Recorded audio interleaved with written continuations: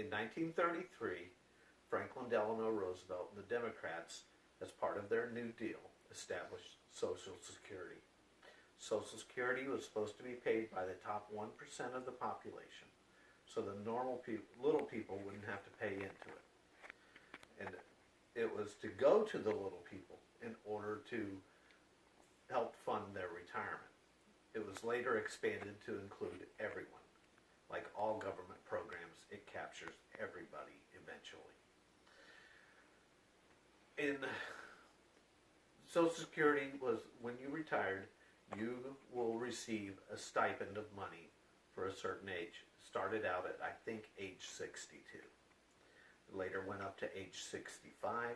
Now it's at age 67. They're trying to push it to age 70 before you can retire and withdraw full benefits. In 1966 or 1967, the Democrat Party decided that they would tax that money as opposed to it being in a lockbox for you to be able to draw upon. They wanted that money put into the general fund because it was billions of dollars, so that the Democrats could use that money to fund some of their pet projects. Now today, they will try to tell you that Republicans want to tap into that lockbox and steal your Social Security, which is a fraud and a lie, just like the Democrat Party. Social Security didn't used to be taxed. Today, it is taxed thanks to a piece of crap known by Joe Biden, who decided that he wanted to tax part of your earnings that you've already paid taxes on, by the way, at a third of your income. Then Joe Biden pushed the bill that would tax at 50%, and now Joe Biden, the fraud president, what do you think he's going to do? Okay, now, what you pay into Social Security. 6.5% of your weekly paycheck goes to Social Security. It's withheld from your check immediately. Your employer pays an additional 6.5%, which is kind of a hidden part of your hidden wage.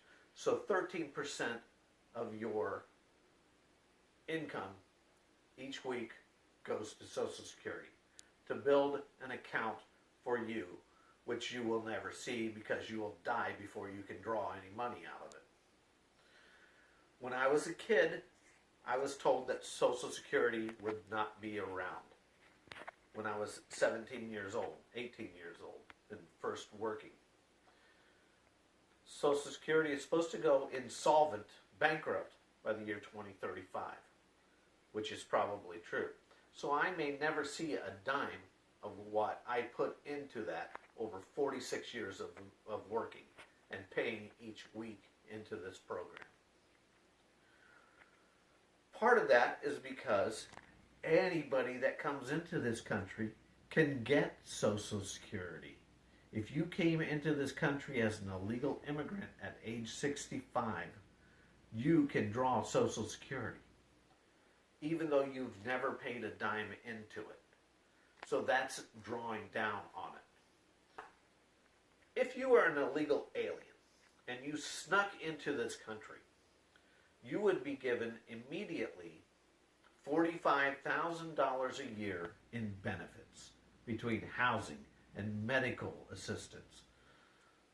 My mother, who lived her entire life and worked and paid into the system, and so did her husband, she couldn't draw on Dad's Social Security. She had to pick either Dad's or hers. The rest of it was wiped clean, just erased.